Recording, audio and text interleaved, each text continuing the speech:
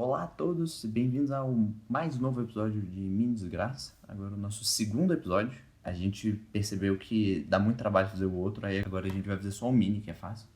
Mentira, não é fácil, mas por enquanto a gente vai gravar um pouquinho mais dos mini. Eles são um pouco mais fáceis de editar, de fazer as coisas. E depois a gente vai lançar um episódio especial no final do mês. E comigo aqui hoje temos o nosso convidado de sempre, porque não é convidado, é o Matheus. Exatamente, eu sou o convidado, o co-host, né, do podcast. Oi, pessoas, meus amados, tudo bem? Então, né, como o João falou, nós vamos basicamente modificar um pouco a estrutura do podcast. Estamos pensando em fazer esse mini desgraça durante a semana, né, toda semana talvez lançar um. E no final do mês lançar um episódio que seria o episódio normal, né, que agora, né, com essa reformulação, ele não vai ser mais o episódio normal, mas vai ser um episódio especial. Então, pro final desse mês, fiquem na expectativa que vai ter coisa boa. Para quem ainda não ouviu o Mini Desgraça, né? É esse formato em que a gente indica e comenta algumas coisas, sem tanto a gente fazer a análise profunda da obra. Por isso não tem spoiler, a ideia é apresentar algo que a gente pode, assim, o outro pode ou não conhecer. É um papo amigável, ao invés de ser a discussão chata e comprida. Exatamente, aqui a gente não tá tentando trazer conceitos muito elaborados, é mais realmente uma conversa, assim, entre a gente, recomendando coisas. Realmente, no caso, eu não conhecia, ele não conhece algumas coisas, assim, que o João me fala, e eu também apresento alguns livros, algumas coisas que ele não conhece, não é familiarizado. E é um bom espaço também para a gente interagir mais com o público, talvez. Então, se você tiver alguma recomendação, você pode fazer. E a gente vai conversar sobre isso.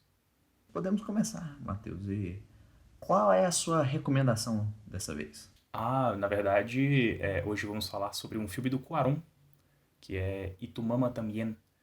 Cuarón, que é um excelente diretor mexicano, e esse é o terceiro ou quarto filme dele. É um filme ainda do início da carreira dele como diretor. Antes dele ficar hypado e fazer Harry É Potter, um né? filme anterior a ele fazer O Prisioneiro de Azkaban, que inclusive é o melhor Harry Potter, né? É muito bem dirigido. É o melhor Harry Potter.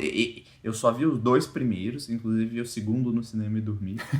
Mas eu sei que é o melhor porque as pessoas falam que é o melhor. Nunca verei, não. Mas sei que é o melhor porque confio no Quaron. Não, é muito interessante e eu acho que no Itumama também é quando você consegue enxergar, assim, com mais clareza, talvez, certos elementos típicos que a gente vê em outros filmes do Cuarón, que é aquele uso do plano de fundo como uma forma de contar também uma narrativa, ou o uso de um certo narrador, né? Por exemplo, que também aparece nesse filme. Eu acho muito interessante, a gente vai falar de outras questões desse filme, então eu vou falar disso que é meio desconectado do resto do episódio, mas que eu acho interessante, que é o narrador desse filme. Que ele é um narrador extradiegético, né? Ele não está dentro da narrativa do filme temporalmente e tal, e ele é heterodiegético, né? Ele não é um personagem dentro do filme. Ele não é? Não, o narrador ele não é um personagem do filme, da narrativa, né? Ele é uma figura ali onipresente e atemporal, né? Eu vi esse filme há um tempo, eu não lembrava disso. Eu achei que era o moleque do filme, não era? Não, não é. É só um narrador. Interessante. Inclusive, as intervenções dele, elas não são esclarecedoras e explicativas, né? Elas elaboram contradições apresentadas pelo filme. Elas servem muitas vezes para depreciar diálogos dos personagens, né?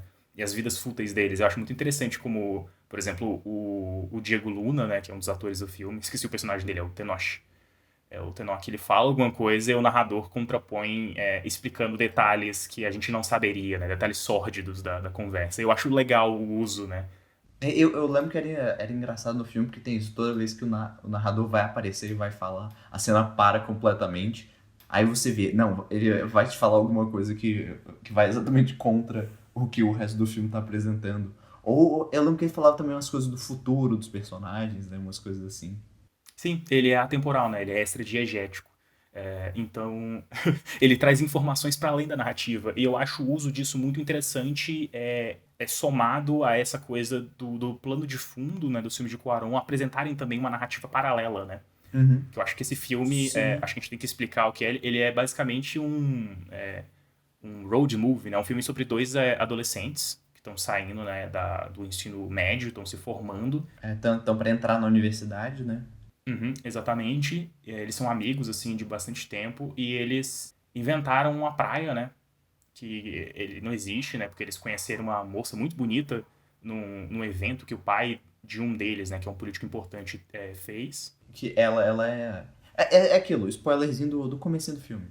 É que ela é namorada do primo, né? Do Tenor, não é? Exatamente, do Jano, o primo do Tanok. E eles querem impressionar ela, então eles inventam essa praia e tal, e convida ela pra ir, mas eu não sei se eles não acharam que ia dar certo, era só uma forma de meio de impressionar ela. Por razões várias, ela acaba aceitando, né, depois, e o filme vira esse road movie, né, deles indo em direção a essa praia. Eles depois vão atrás de alguma praia com um amigo maconheiro deles, e pra tentar fazer com que essa ficção se torne realidade, né. Sim. É. E que você falou isso, né? Do uso do ambiente, das coisas. E eu lembro que esse filme tem essa questão de que ele tá fazendo uma narrativa histórica ao mesmo tempo que ele tá contando uma outra história, mas que ela simplesmente não consegue ser desconexa desse contexto. Que é algo que ele também fez com Roma, né? Eu acho que o Roma, até mais, eu acho que o Roma, a narrativa principal do Roma nem é tão intensa quanto a narrativa do segundo plano. Exatamente, que é o que acontece também no Children of Men, né? É. Que você tem a narrativa principal, mas vocês têm sempre muitas coisas acontecendo no plano de fundo Uhum. que são muitas vezes até mais importantes. E eu acho que isso já é bem elaborado, de certa forma, no E Tu Mama também, né? Uhum. Porque você tem, na verdade, essa narrativa principal que é uma narrativa, digamos assim, fútil, né? São dois adolescentes, é, é um filme de coming of age, ou num termo mais literário, um Bildungsroman. É o amadurecimento dos jovens. E ele trabalha assim com vários gêneros, né? De um jeito bem interessante, né? Ele consegue equilibrar isso do coming of age com a viagem em si, mas também tem um negócio de drama, um certo romance. E essa narrativa política. E é muito interessante, né? Como ele consegue equilibrar tudo isso. E esse é um ponto pra gente. Acho que a gente já pode começar a introduzir. Que esse é o filme pra você de jeito nenhum ver com a sua família. Porque ele é um filme desagradável de ver com a família, porque as pessoas sabem por quê. Não, é porque tem muita cena de sexo. Na verdade, o filme começa com uma cena de sexo. Sexo juvenil. Começa com duas. Começa com Começa com duas, na duas. verdade. E, É. Então, se você é aquele pessoal ace que não fala, não, eu não consigo nem ver série da HBO, então esse não é o filme pra você. mas é isso que você. Dessa estrutura, né, do Cuarón, eu acho que essa estrutura narrativa dele permite que ele aborde temas tradicionais e regionais do cinema e da história mexicana, mas sem cair numa mesmice, né? Ou Sim. em uma instrumentalização fundamental da obra para falar da sociedade, né? Sim, Às vezes sim. pode ocorrer do diretor querendo falar sobre temas sociais, ele instrumentalizar o filme, né? Ele virar um filme palestrinha, digamos assim. Isso é chato. O Cuarón ele consegue abordar em uma narrativa de plano de fundo várias questões sociais e políticas do México naquele período ali pós-NAFTA, a queda do PRI, né, do Partido Revolucionário, lá que estava há 71 anos no poder. Você consegue ver os conflitos de classes e toda essa desigualdade da sociedade mexicana é apresentada numa narrativa de plano de fundo e paralela que os protagonistas, né, os dois jovens, eles ignoram, né? E, inclusive isso é satirizado de certa forma na própria estrutura narrativa. Então, assim, é com muita maestria que o Cuarón ele consegue trabalhar, né, todos esses elementos. Eu acho um filme bem interessante. A própria escolha, né? Assim, não exatamente a escolha, a construção dos personagens, apesar é possível analisá-los simplesmente como jovens, né? Mas assim, eles em si têm um caráter político muito forte, né? Não é o pai do Tenoch que é político, não é? Ele é secretário de Estado do atual governo, né, no filme, né, Uhum. do PRI. E é muito interessante, na verdade, o jogo com os nomes dos personagens. Então, noite, ele, em um momento do filme, ele fala que foi um surto ufanista, né, de nacionalismo que o pai dele teve, que ele deu esse nome que é um nome meio asteca, né, de nativo ali do México. E então você tem esse elemento do indianismo ufanista meio conservador ali, né, dessa apropriação de uma identidade nativa, mas sem realmente levar em consideração, né, as reivindicações dos nativos, né? Até porque o sobrenome dele é um sobrenome típico espanhol, né, basco e tal. E ele é uma pessoa de classe muito favorecida, né? Ele é muito rico e tal. E, inclusive, em um momento, ele tem uma empregada que ela claramente é de pele mais escura e talvez de traços mais nativos da região, que ela vai lá, né, no quarto onde ele tá escutando música, literalmente para atender um telefone que tá do lado dele, que ele poderia atender. Então, apesar desse nome, né, ocorre essas pequenas contradições e piadas que o Cuarón elabora, né, no filme. Porque eu lembro que tinha um negócio que ela ia, tipo, ela fazer o lanchinho dele, uma coisa assim. Ela levava um lanchinho para ele, assim. É que o Cuarón, acho que ele vai abordar depois muito bem no Roma. Apesar, eu tenho que rever Roma, porque eu lembro que é um filme muito estranho. Ele é É um filme. É uma narrativa não tradicional, né? Eu acho que o Cuarón, ele falou, vou fazer o filme mais artístico, mais doideira. Principalmente depois de ter passado tanto tempo fazendo uns filmes mais comerciais, né? Sim, com certeza.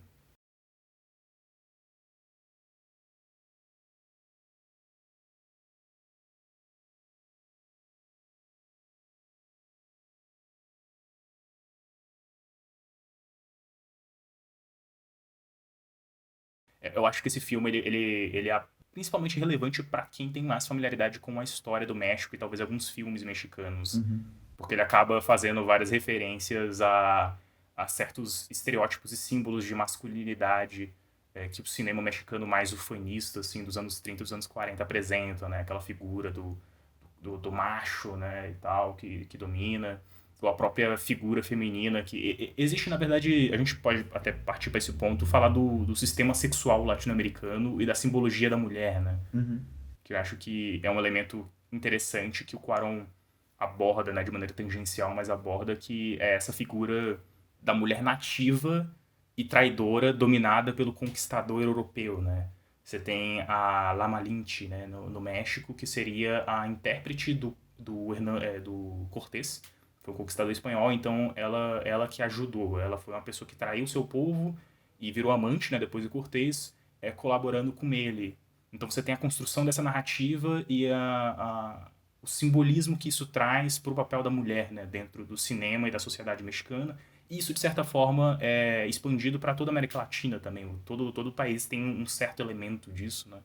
E eu acho que o Cuarón consegue, de certa forma, brincar com isso, pelo menos nesse filme e tal. A mulher do filme, eu não lembro o nome dela. Ela não é mexicana. Ela é da onde mesmo?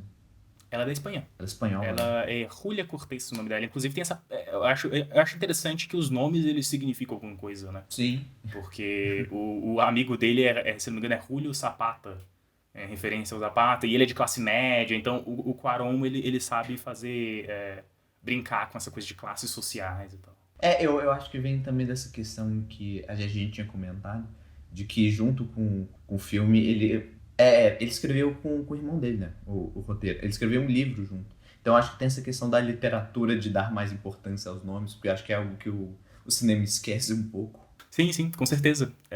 O Carlos, né? O Carlos Cuarón, que escreve junto com ele. Ele é o caso normal do irmão menos talentoso, né? Nesse caso, o Afonso é o irmão mais talentoso. Ao contrário do Nolan, né? Porque o Christopher Nolan é o irmão pior. Exatamente. O irmão dele é muito melhor. É o irmão dele que escreve e dirige o Westworld, né? Sim, sim. Um dia eu quero aproveitar o podcast para falar da grande teoria de que sempre vai ter um irmão bom e um irmão ruim. E é comum que as pessoas troquem. Eu não vou entrar na questão do mérito da Beyoncé, mas eu ainda vou defender a Solange de qualquer jeito. ou você corta isso, Matheus, porque as pessoas vão querer me matar depois disso. Você tinha falado sobre essa questão da construção da masculinidade mexicana. Você poderia falar um pouquinho mais sobre isso? Porque eu mesmo não lembro tanto. É muito essa coisa na verdade, que você pode expandir, eu acho, de certa forma, para a América Latina toda, né? Que é essa construção masculina muito mais agressiva, que os homens, eles ficam tirando... patriarcal. Né? E eles ficam tirando sarro um do outro, que na verdade é muito menos um recorte de gênero, mas mais de papel sexual, né? Que é, tipo, quem está penetrando e quem é penetrado, né? Simbolicamente. Então, as Sim, sim. piadas é tipo. É algo que é uma estrutura que acaba rebaixando a mulher a um nível muito Sim, baixo. Ela tem poucos direitos, o foco dela é como ser reprodutor. Eu acho que a gente chegou a comentar um pouco sobre isso no episódio do Som ao Redor, né? Que eu acho que ainda assim é um pouco parecido com aquilo que a gente tinha comentado do Senhor de Engenho e a família não, dele. com certeza. Eu acho que esse, o Cuarón, por ser mexicano, ele traz essa América Latina sempre presente, que tem os seus traços muito característicos e distintos de outras regiões do globo. Então você vai ter esses brincadeiras e esses trabalhos com símbolos de gênero e de papéis sexuais e também classe.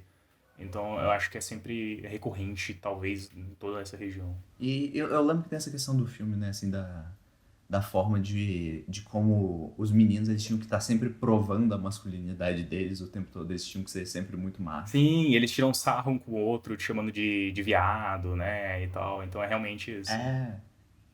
É, é aquela misoginia super imatura de adolescente. Que não estou falando que deve ser normalizada, mas é algo presente que existe. Que é muito interessante porque, na verdade, omite um certo teor homoerótico que existe entre eles, né? Sim, sim. Não, com certeza. Se você for olhar as relações deles, existe um caráter homoerótico, assim, deles brincando com as genitálias, né? Tipo, tirando sarro um do outro, mas muito curioso e tal. E, inclusive, isso desenvolve depois, né? Mais pro final do filme, você tem, né, uma situação bem homoerótica entre os dois. Tem essa tensão sexual constante entre eles. E eu sei que tem muitos autores que falam sobre isso, né? De como tem, dentro das relações masculinas, né? Dessa questão do. Não sei, como se o homem, principalmente nessa questão muito patriarcal, de que a mulher é vista apenas sobre como um objeto sexual, em que o homem, a relação entre eles, tem um caráter de proteção, de cuidado muito maior, que leva a esse caráter homoerótico muito forte. E que é como a linha bamba, a corda bamba, né? Essa nuance entre o que é muito hétero e o que não é. Eu acho que outro elemento da masculinidade deles, além, né, dessa performance hostil, né, de tirar sarro um com o outro, Uhum. na verdade, uma certa indiferença meio niilista, assim, com o espaço ao redor dele. O filme, em vários momentos, tipo, tem coisas importantes acontecendo, problemas sociais, mas eles meio que só ignoram, saca? Uhum. Eles não se engajam Eles não se naquilo. impactam, eles não É. sofrem, eles não têm empatia com isso, eles estão muito mais preocupados em manterem essa performance do machão, né? A identidade deles está muito focada na validação sexual de alguma mulher.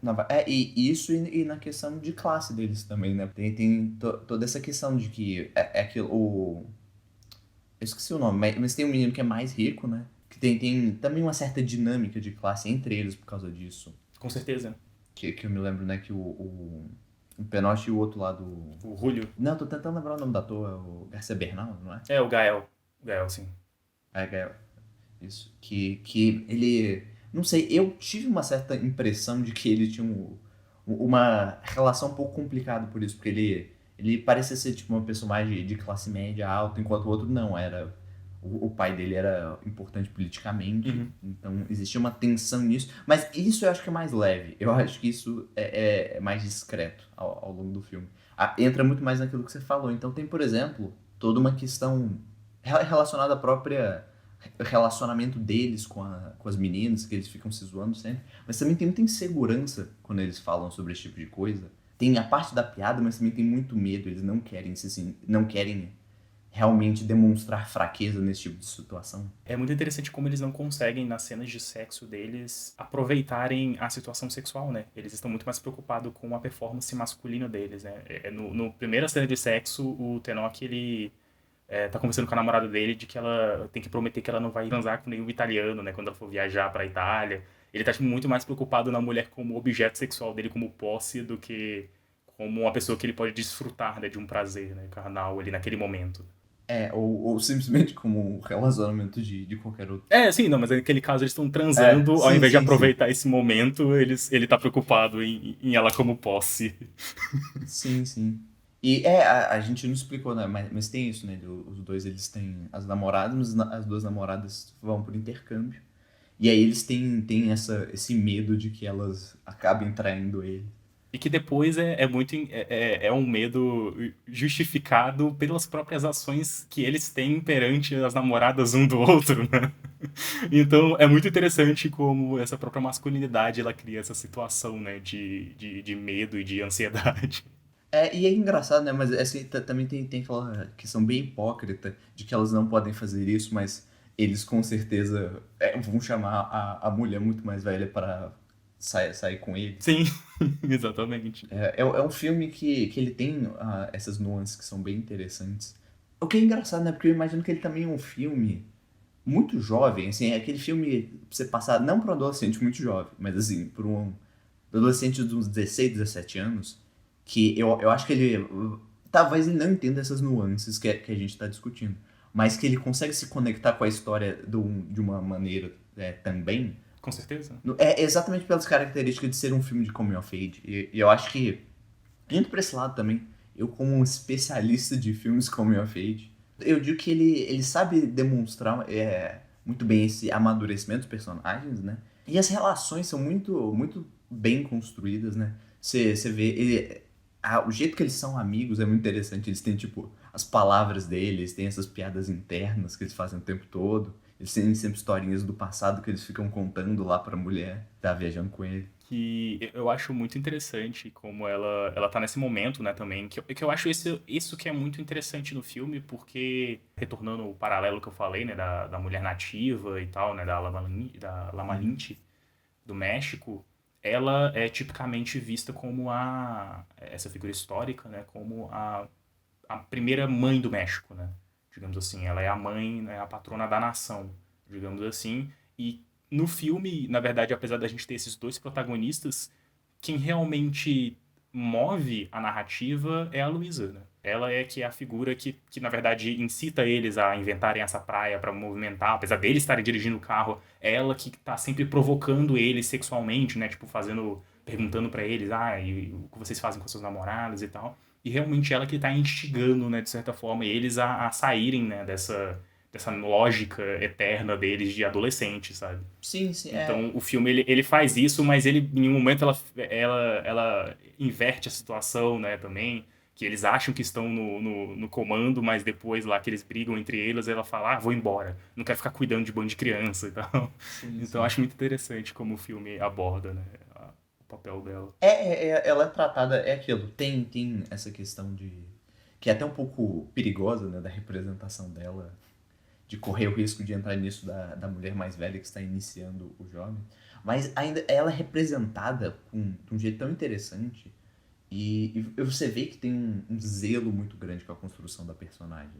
Lógico, dá pra falar que ela é sexualizada.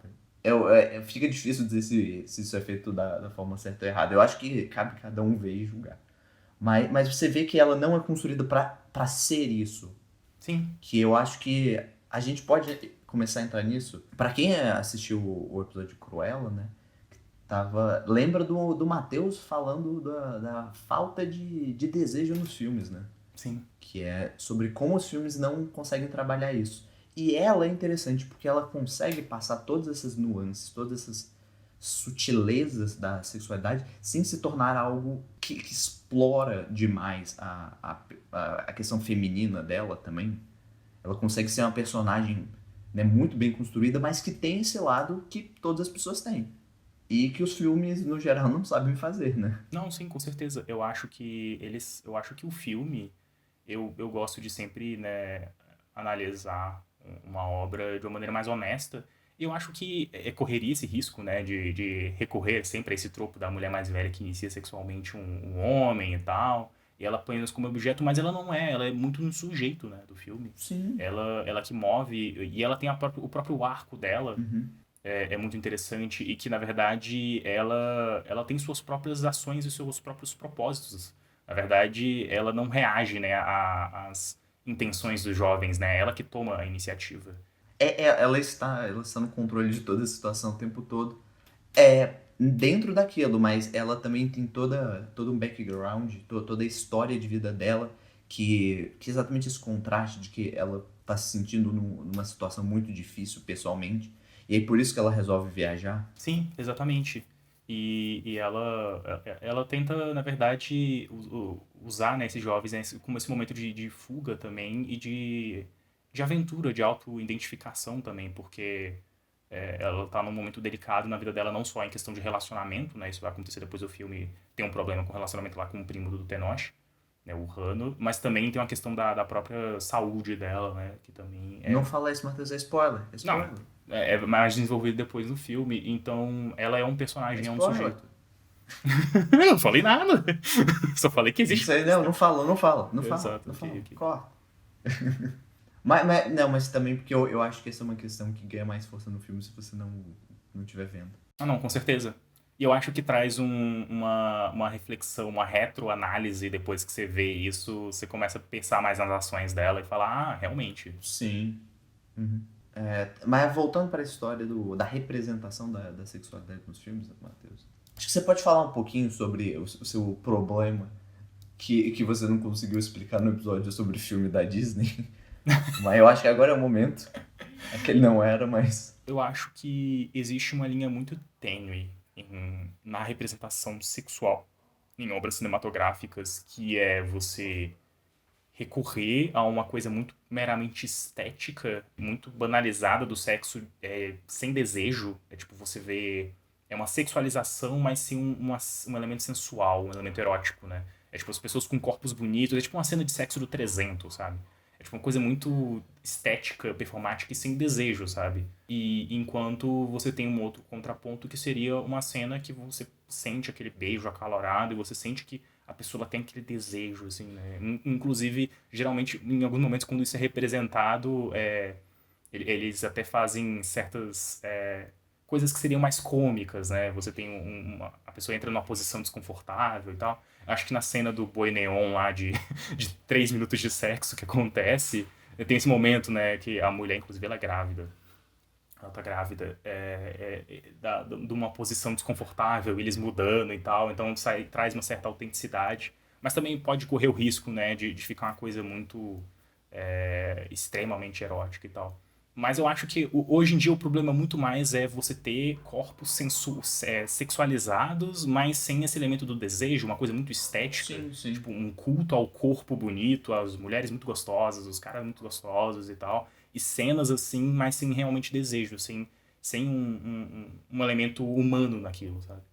Acaba que entra muito uma questão da exploração dos corpos, né? Sim, Assim, principalmente do corpo feminino. Por exemplo, você pode ter essa questão do desejo, da sexualidade, sem necessariamente ser explícito.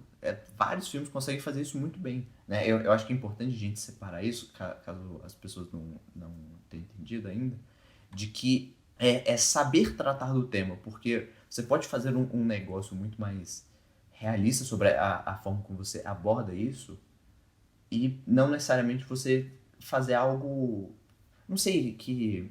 eu vou usar a expressão explícita, mas eu não acho que é melhor.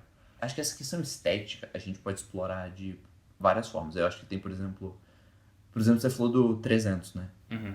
E eu acho que vem também, por exemplo, o Zack Snyder e o jeito que ele gosta de representar a forma humana, que é muito estranho. Sim. Ele tenta, sei lá, endeusar todo mundo e é estranho. Parece que ele tenta fazer algo grego, tentar a representação grega daquelas pessoas meio perfeitas. Só que ele só interpreta errado porque não é exatamente isso. Historicamente, eu não sei, talvez a desagrado de muita gente, eu não gosto do Zack Snyder. Eu acho muito tosco. Não, eu não tô aqui pra falar bem. Eu não tô aqui pra falar bem. Mas tem essa questão, essa é uma representação. Eu acho que também a gente pode falar de uma questão assim, do uso da sexualidade dentro de umas dinâmicas de gênero que são muito complicadas, né? Que eu tava comentando com você que é o problema que eu tenho com a Nouvelle Vague francesa. Porque eu diria que a Nouvelle Vague é um dos primeiros movimentos em que há uma certa liberdade para falar sobre essa questão de sexualidade. Só que a representação feminina nesses filmes é sempre muito problemática. E aí então você acaba entrando naquela questão muito genérica de a representação da mulher é pura e simplesmente como algo sexual ou que os homens têm que admirar de alguma forma. E muitas vezes unicamente como um motor do desejo, né? Sim, Não sim. falo da ausência do desejo, mas também você ser unicamente só uma instigadora disso também não é muito legal. Esse que é o negócio. Eu acho que a gente tem que separar essa questão. A gente tem que ter a presença do desejo nos momentos. O que falta são momentos, não personagens de desejo. Exato. Essa que é a questão. Você cria os personagens de desejo, mas você não transmite o desejo da forma correta na cena. Você não usa a linguagem fílmica. Não se trata da construção do personagem, né? A gente não quer um personagem, né, que tipo seja a femme fatale, né? Digamos assim, não. Sim. É na cena que foi isso acontecer, você conseguir expressar isso, né? E não você utilizar essa personagem que tem essa aura, essa coisa esquisita, né? Tipo, que acaba muito realmente sexualizando de uma maneira esquisita, né? Você faz isso e vira aquele negócio muito exploitation, de que você usa aquilo só pra vender. Ah, não, com certeza. E aí, sei lá, deixa de ser um filme e você vira a piscina do Gugu. Não, quem meio que fica nessa corda bamba sempre é o Verhoeven, né? Acho Sim. que Showgirls é um filme que é complicado em alguns aspectos e tal, mas eu ainda acho um filme muito interessante, na verdade. Que ele aborda. Até porque, querendo ou não, ele tá abordando uma questão, né, das strippers, então tem um elemento de Sim. exploitation na coisa que ele tá, né, trabalhando, né? O Verhoeven ele tem isso, ele trabalha o exploitation, mas geralmente é através de um olhar de sátira, né? Sim, com certeza. As pessoas têm que entender também um pouco isso, né, às vezes.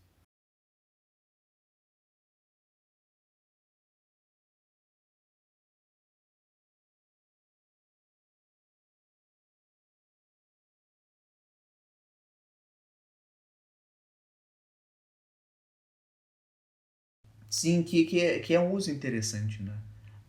A gente tá falando desse tema, mas é aquilo, a gente tá tentando encontrar um negócio, porque é um tema que a gente tá pisando em ovos o tempo todo pra tentar falar, porque esse que é o negócio, por que que não fazem isso no cinema? Porque é muito difícil.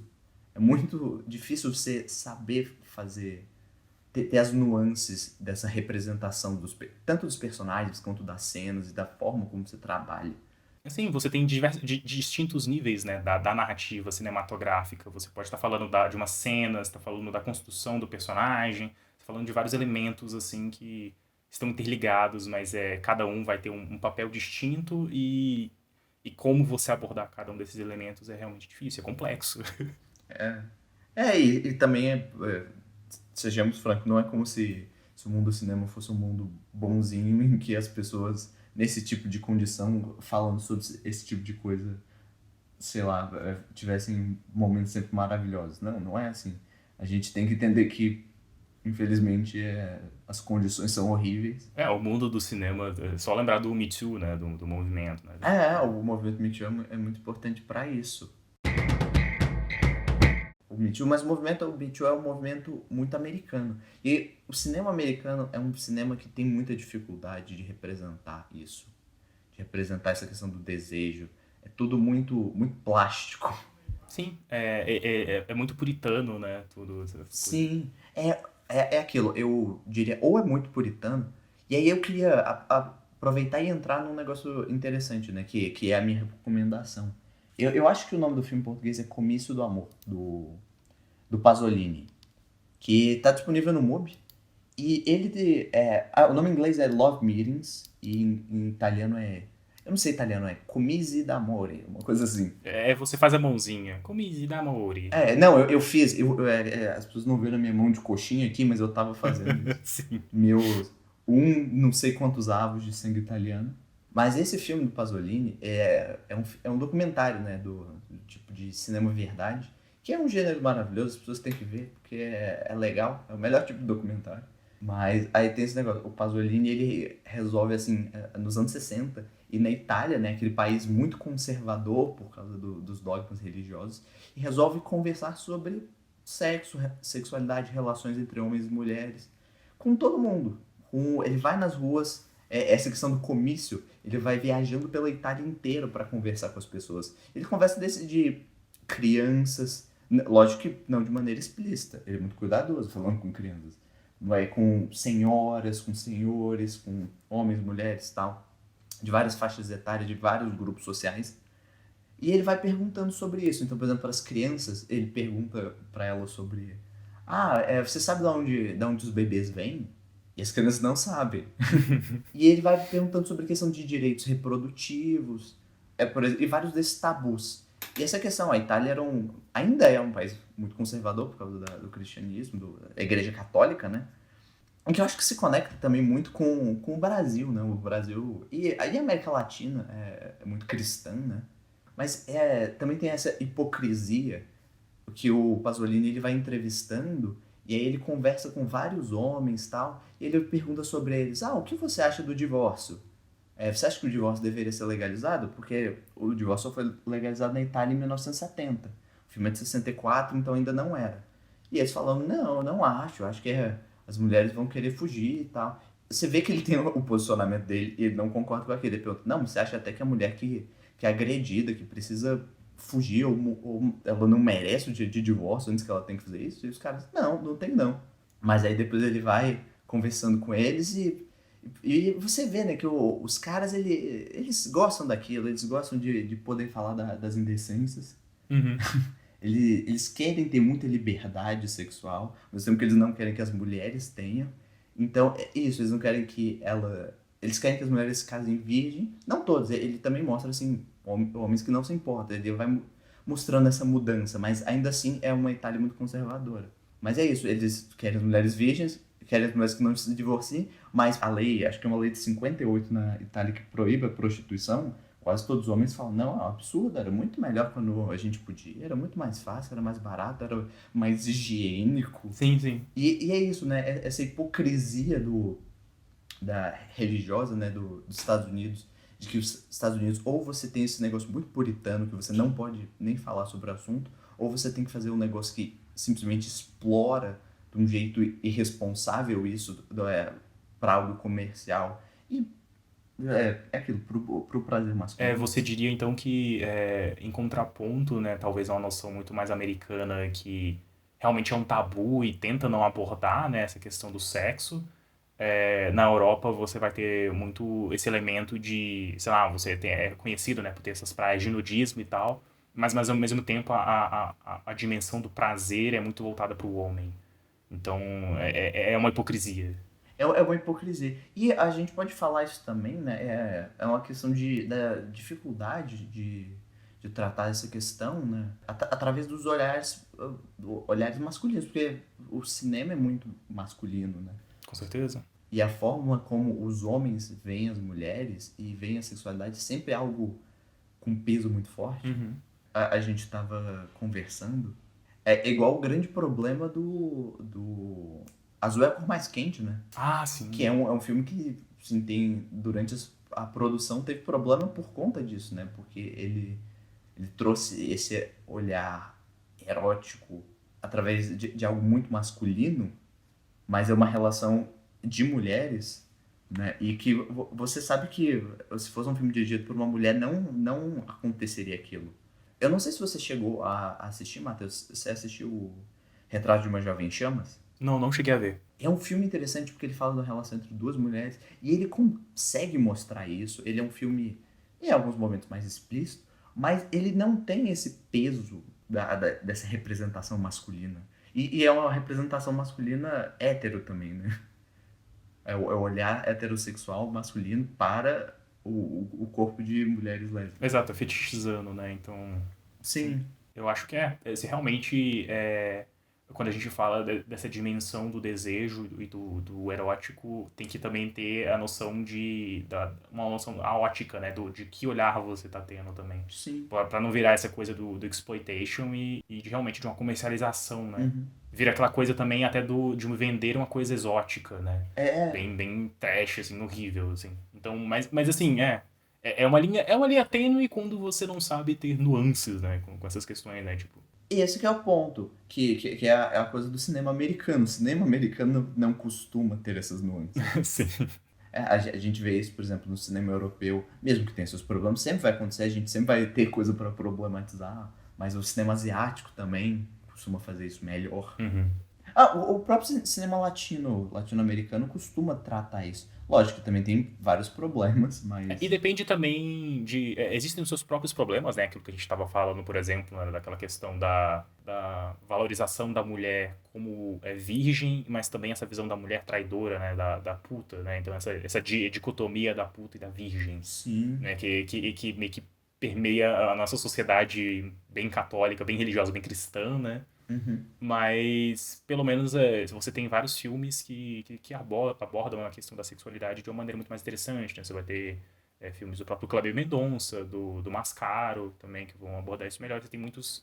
Isso. Inclusive, existe uma reclamação, né, de algumas pessoas mais conservadoras de que esse filme brasileiro é tudo cheio de sexo. Mas... É importante, é um tabu, né? Assim, eu acho que não tem que ser a quebra do tabu pela quebra, mas é importante pra gente não virar os Estados Unidos, né? Em que tudo acontece a marvelização. É aquilo que a gente falou, né, da ausência do desejo, né? E muitas vezes acontece ainda assim, né, um elemento sexual, mas é sem esse traço humano, né?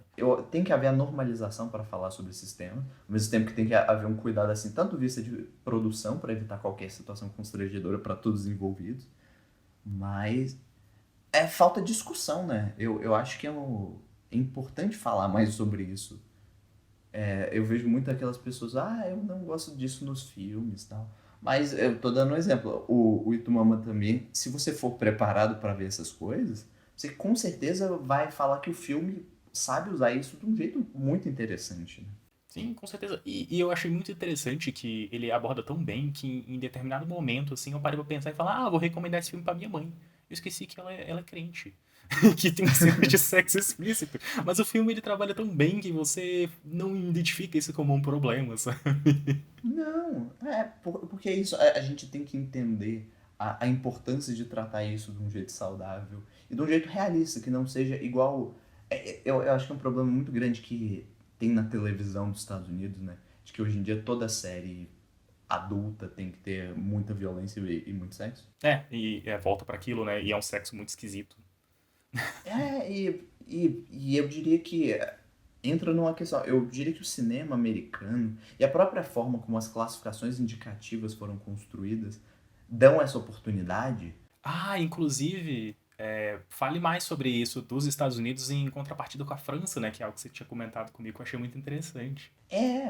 Então essa é a questão, né? De que, né, por exemplo, nos Estados Unidos, para quem não conhece, a classificação indicativa tem o PG, que é tipo 10 anos, mais ou menos livre, aquilo, não tem nenhum problema, PG-13, que é onde os blockbusters estão, é a censura 13 anos, e aí já pula direto pro R, que é tipo 17 anos, mas você pode ter autorização do maior de idade. E acima você tem o raríssimo NC-17, que é essa classificação proibida, é o antigo X, que antigamente se tivesse o X, basicamente seu filme não passa em lugar nenhum. E é uma categoria que basicamente era pornô.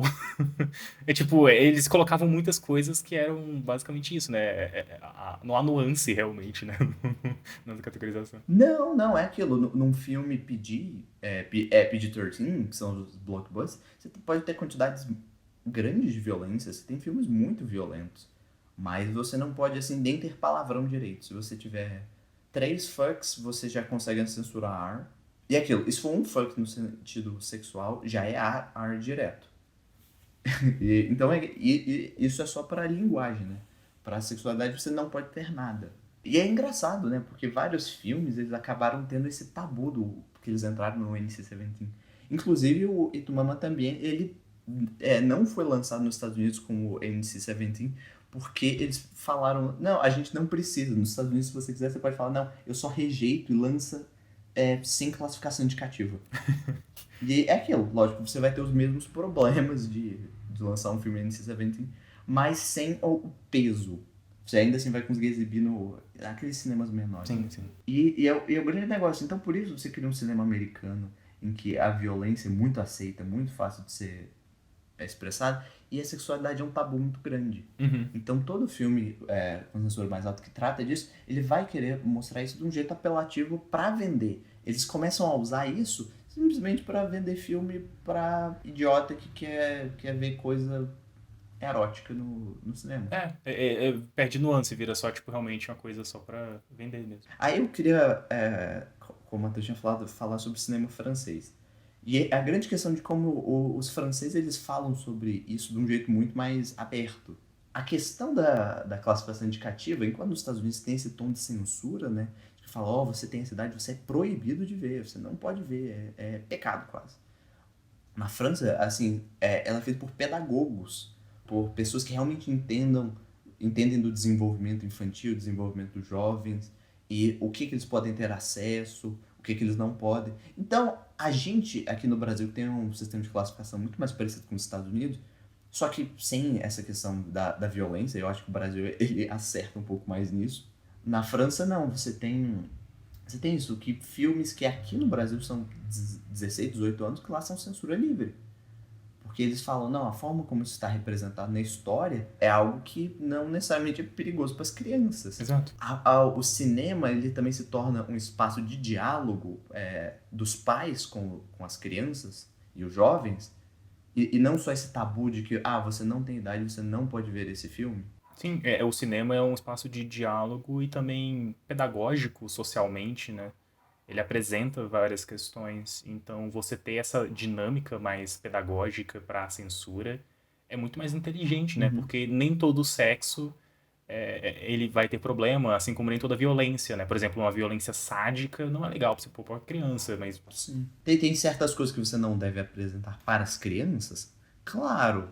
Mas lá eles vão explicar por quê. Eles vão explicar, tem isso no filme. Então a ideia é basicamente que você veja aquilo no filme, assim, se você for mais jovem, entenda o que está sendo passado para você ter um diálogo e entender que as coisas funcionam de jeito. É muito mais uma questão de intenção do filme do que realmente de uma retaliação à presença dessas coisas que ferem os bons costumes. sim, né? Não tá atacando, tipo, sexo, né? Não, ele tá tentando entender o papel. O sexo é uma coisa importante, ele tem um papel e você tem um diálogo a respeito disso é importante, então depende de como ele é representado. E essa é uma questão que eu acho que as pessoas têm que entender que é importante, né? Eu acho que a gente tem muito contato com o cinema americano e a gente acaba aceitando a banalização. Eu vou ser franco, eu sou uma pessoa que fica incomodada com a quantidade de violência nos filmes. Eu não vou falar que isso deixa as pessoas violentas, mas eu acho que, lógico, é uma violência de filme, mas por que a violência de filme não é de verdade e o sexo de filme que é igualmente de mentira é mais de verdade? Sim. E por que ele não pode ser aceito? A gente quer um bom uso da linguagem. A gente quer que a linguagem cinematográfica seja usada do melhor jeito para tanto para essa questão que a gente falou também como um espaço de diálogo, né?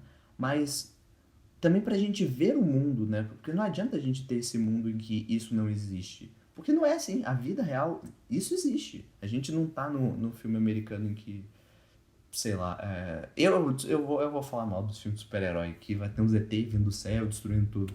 Aí a gente começa a aceitar isso, assim, como se fosse a coisa mais ok, mas qualquer coisa que fale sobre essas questões mais de desejo são coisas horríveis que nós não podemos ver, né?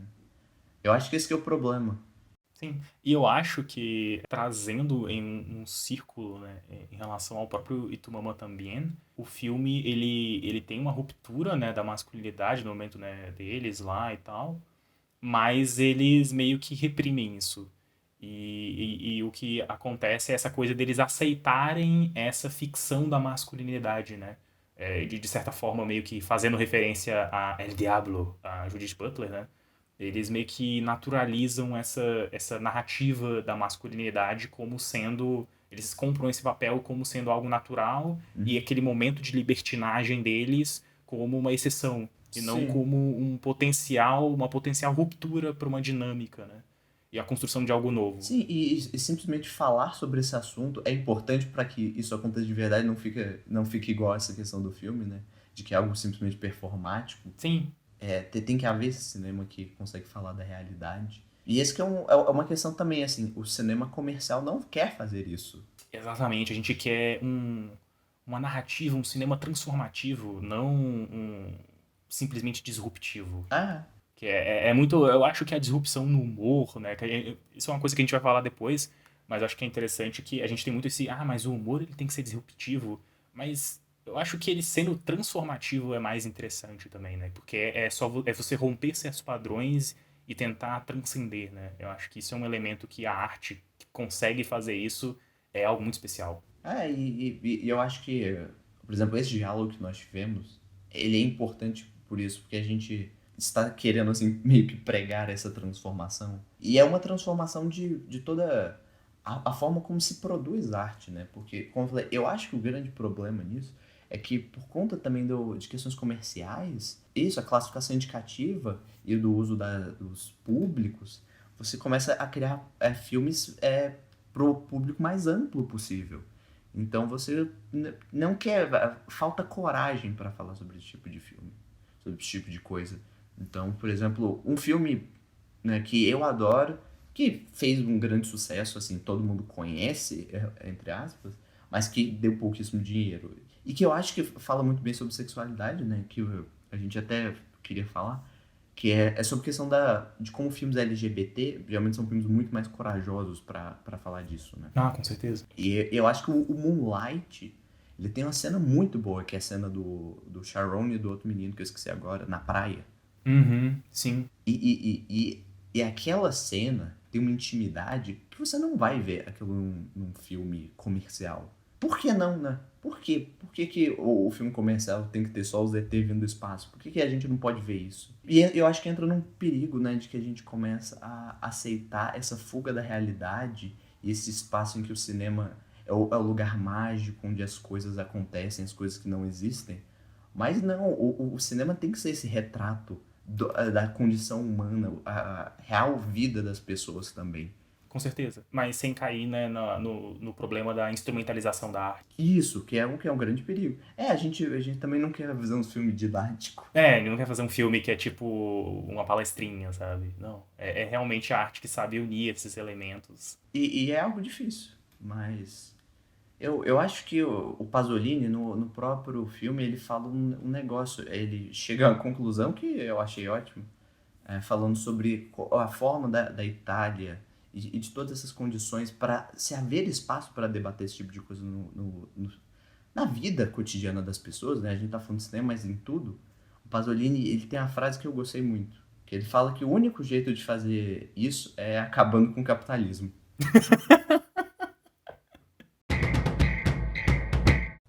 Pra você que tá ouvindo o podcast e fica com medo da gente passar uns filmes muito esquisitos, a gente também não vive só de ver filme esquisito, a gente vê uns filmes mais de boa. Mas é aquilo, eu acho que a ideia do Mini Desgraça também é isso, é a gente te apresentar às vezes umas coisas que você não conhece e que.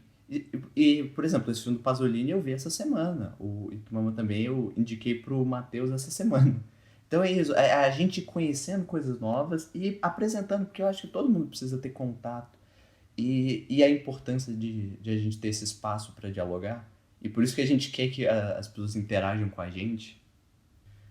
E, Matheus, eu acho que a gente já pode ir fechando, né? Sim, sim, eu acho que a gente falou de bastante coisa, mas acho que a gente só reiterar nas recomendações é o filme do Afonso Cuarón e Tu Mama Tambien. Este eu não. Em português, acho que é E Sua Mãe Também, né? E sua mãe também, eu imagino. Este não conheço em algum. Se tem em alguma plataforma de streaming, eu imagino que não tenha. Eu acho que ele não está disponível em nenhum serviço de streaming brasileiro no momento. Neste caso, tem sempre aquele site amigo. Você sempre pode achar sua bandeira de pirata. Mas é aquilo, se você for muito rico, tem a versão da Criterion que vem com o livro que eu falei. Ah, é Pode verdade. pagar, sei lá, os seus R$ 300 e ter na sua casa Você o pode Blu-ray. comprar um box da Criterion lá pra você. Ah, E, e a minha recomendação, né, o Comício do Amor, o Love Meetings, do Pasolini, que está disponível no MUBI, para quem quiser ver. E também tem em outros lugares, é, se você não encontrar, se você não tiver MUBI. Acho que encerrando aqui, a gente pode ter o nosso momento de interação com o público. eu acabei não separando nada, mas teve bastante interação, na verdade. Teve? Da nossa fã número 1. Teve. Exatamente. A Sassá fez belas declarações que nos estimulam muito a continuar esse podcast. E Exatamente. nós agradecemos do fundo das pedras que chamamos de coração. Exatamente, Sassá é deusa. E eu acho que a outra coisa importante é agradecer aos apoiadores, que é um dinheirinho muito bem-vindo. E tem as nossas redes sociais, você pode acompanhar a gente, interagir com a gente é muito carente, a gente quer interação. Exato, sabe? Uma coisa que vale mais do que o seu dinheiro é a sua atenção. Eu sou carente, manda uma mensagem pra mim. Manda mensagem, fala do podcast pro seu amigo, que você não vê há muito tempo. Se o seu amigo ouvir, a gente vai ficar feliz. Você pode estar no Tinder ou no Bumble e recomenda o podcast. Você fala, tem esse podcast aqui que eu achei interessante. Você pode usar em um podcast aqui, por exemplo, a gente falando sobre sexo. Então, existe um certo elemento inconsciente ali, talvez, em você recomendar isso. Eu acho que não é nem um pouco inconsciente, Matheus. Você pode Mas usar isso como uma ferramenta de date, olha só. Então, nos use para conseguir encontros e, sei lá, a gente finge que a gente sabe de alguma coisa, então você pode pagar de espertão, de inteligente e tal, apesar da gente não ser muito inteligente mesmo. Mas divulgue o podcast, interaja com a gente. então é isso, Matheus. Pode se despedir. Muito obrigado pela sua companhia, é sempre ótimo conversar com você. Obrigado pelos nossos ouvintes, um beijo no coração de todos vocês e tchau, tchau. Adeus.